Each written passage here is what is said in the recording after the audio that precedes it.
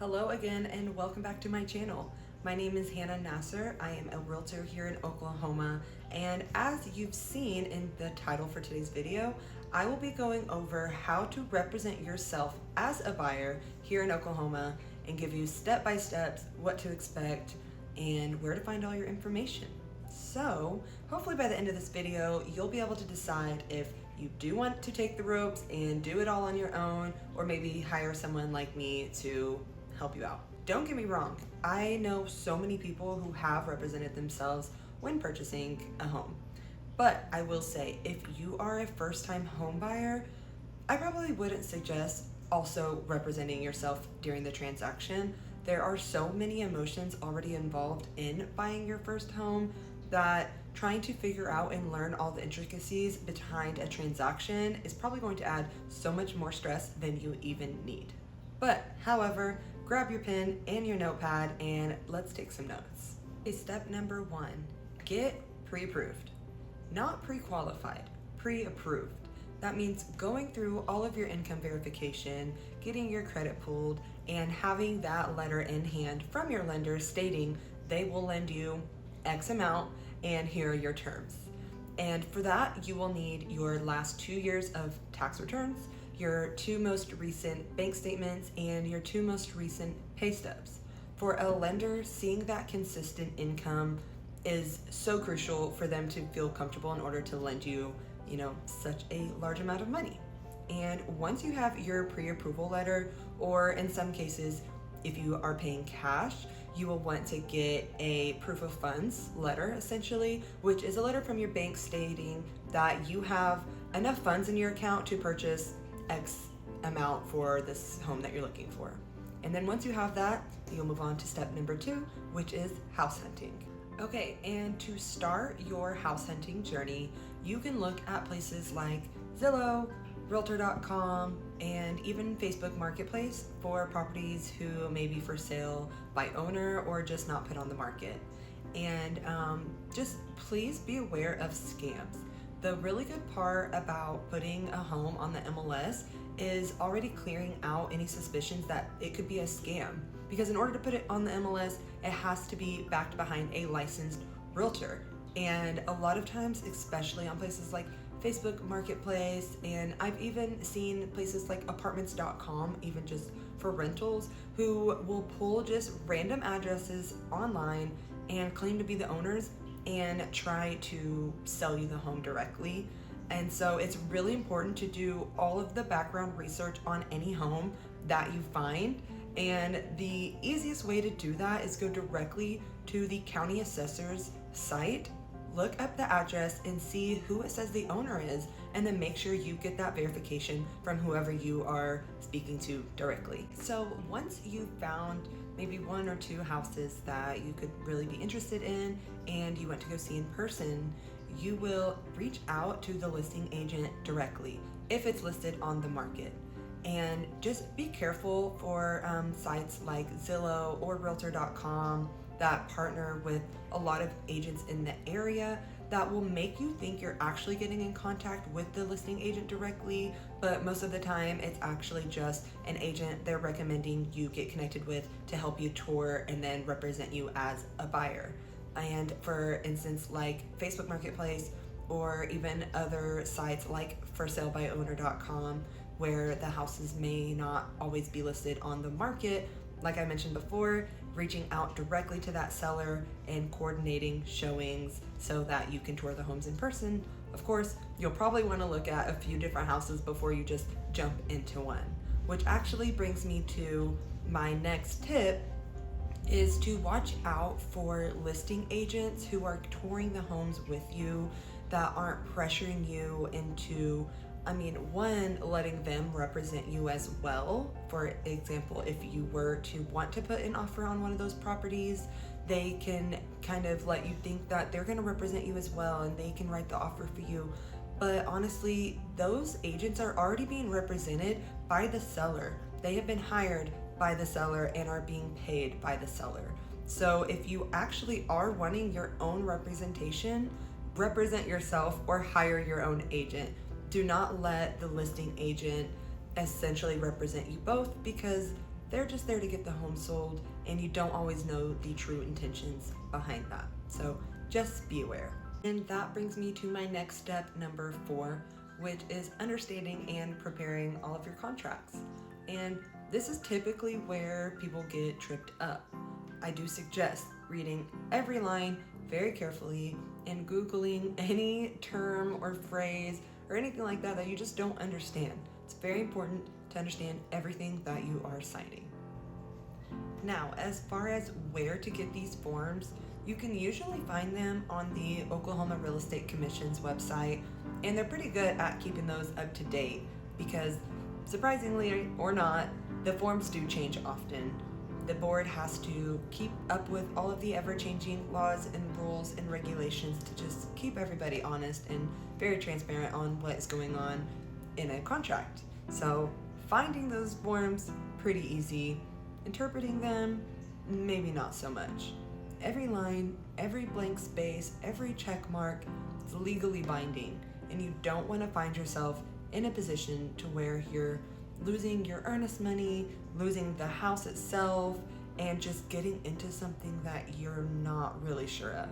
These forms will be your purchase contract, they will be your proof of funds or your pre-approval letter, and if you are using financing, you will use something called a financing addendum, essentially going into more detail about the financing aspect of your loan and the terms.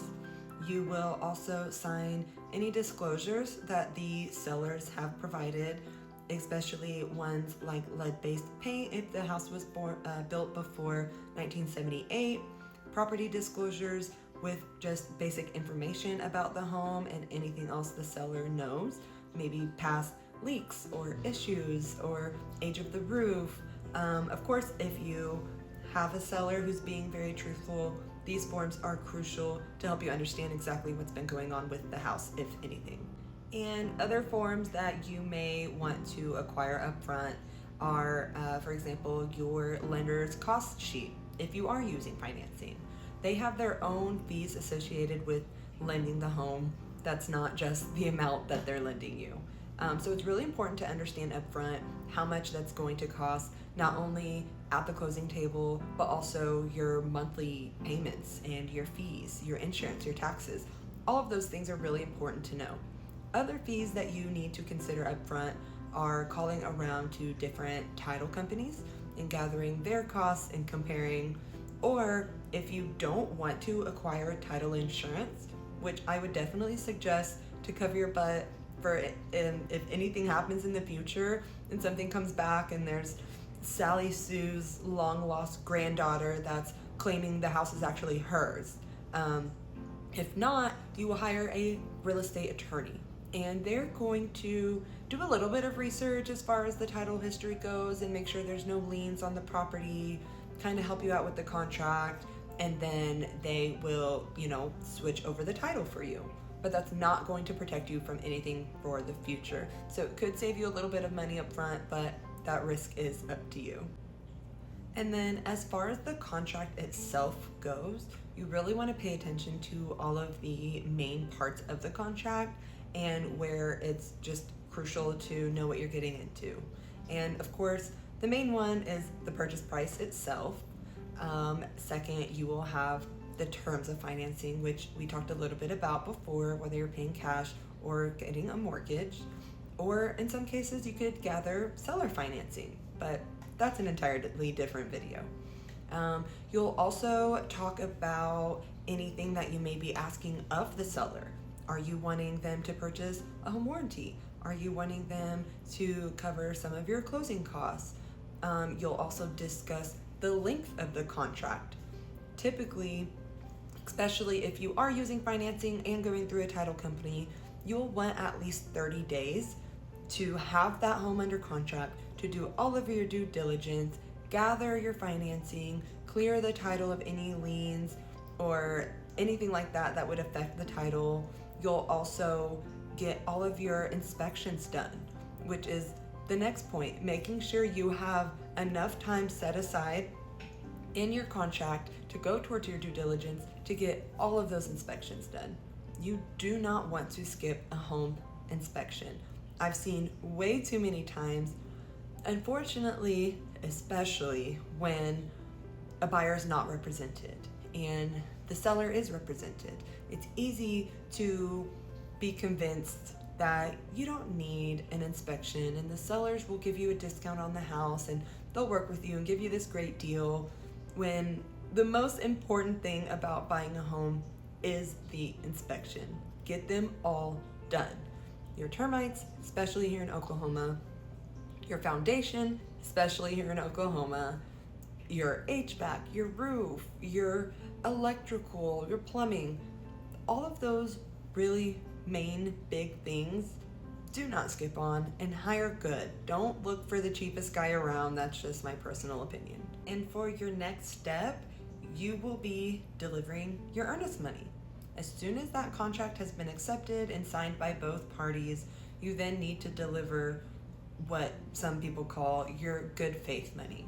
And that is essentially you showing the seller you're serious about this house and you're willing to put up collateral, so that way if you decided to up and ghost them and run out and never respond to them again, they at least have something to help their wounded souls while they put the house back on the market and hopefully find a new buyer.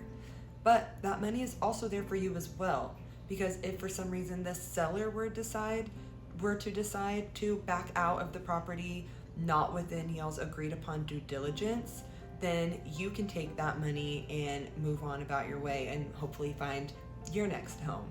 And that money is typically 1% of the purchase price, and you usually will need to deliver that to your title company of choice or real estate attorney's office within 3 days of that executed contract. So be aware of all of your deadlines.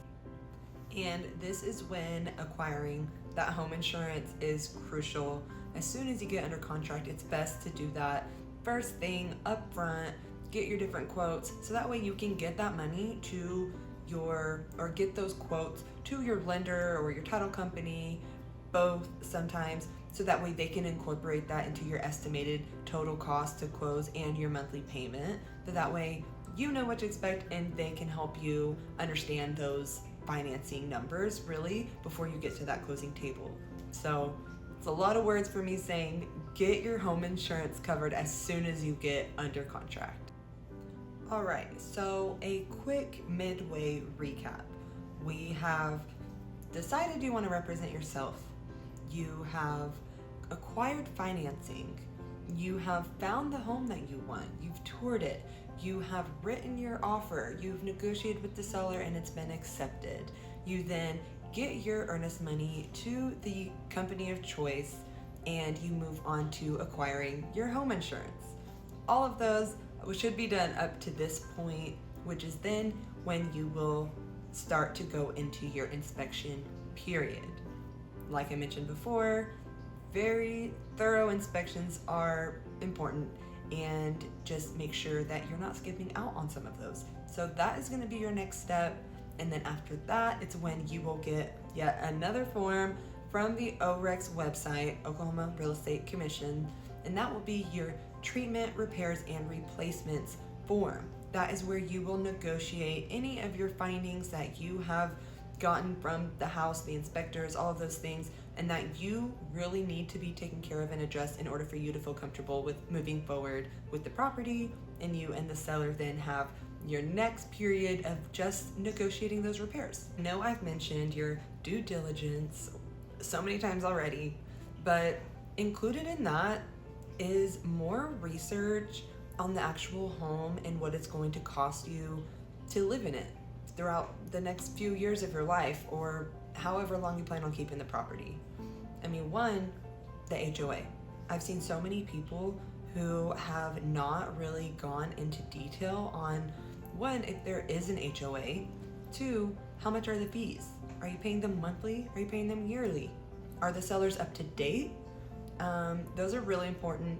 Also, just the HOAs itself, excuse me, there's a fly. The HOAs itself, you want to look over their covenants and restrictions. Do you plan on putting up a 6-foot tall, wooden fence in your backyard, but really they only allow for 4 feet fence?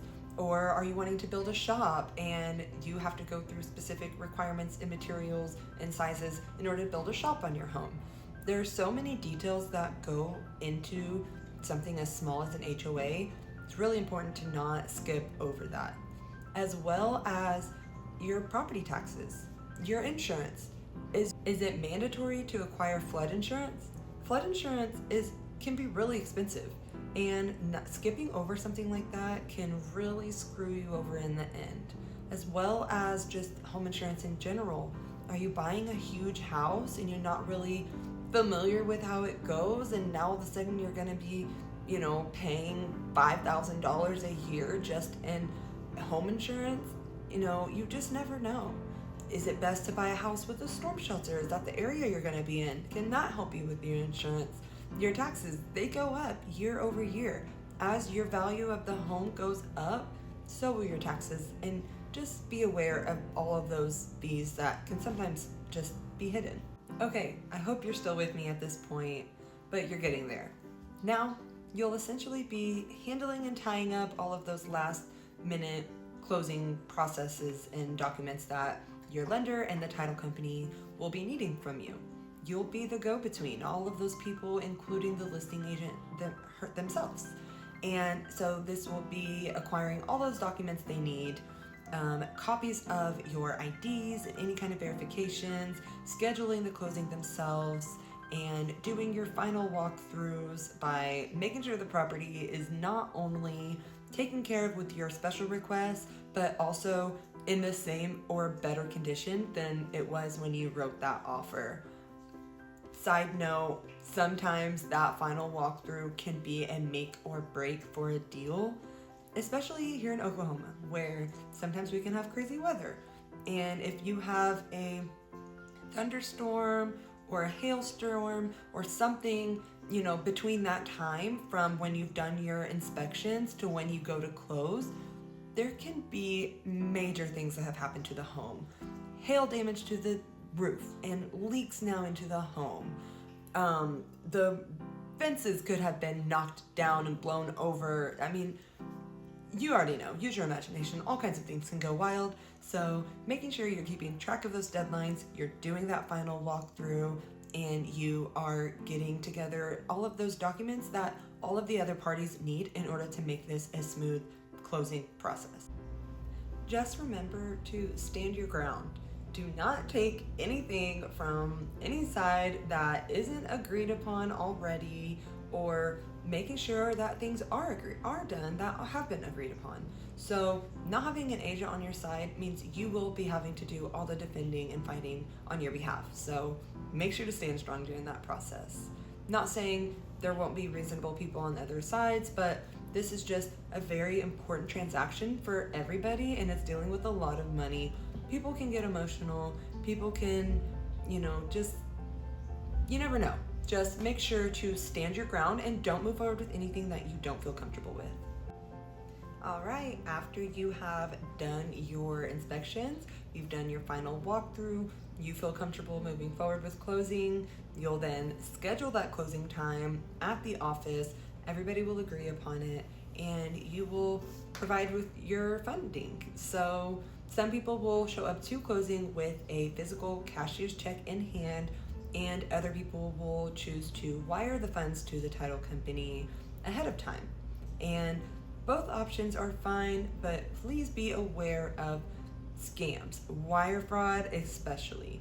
Even just the word wire transfer can trigger all of the scammers in your email inbox, and it can get tricky. So if you're not very comfortable with wiring your money, please choose a cashier's check and it'll make you feel better. Okay, so there you have it. You can buy a home in Oklahoma without a realtor. But do you still want to? Understanding contracts, deadlines, legal risks, and negotiation strategies, that's what agents like me do every day. But if you do still want to go the DIY route, I respect it and I'm here for you. However, if you want someone like me who knows this process backward and forward, I'm just a message away. And don't forget, Subscribe if you like more content like this. I'm always here for helpful tips for anyone who is looking to buy or sell real estate here in Oklahoma.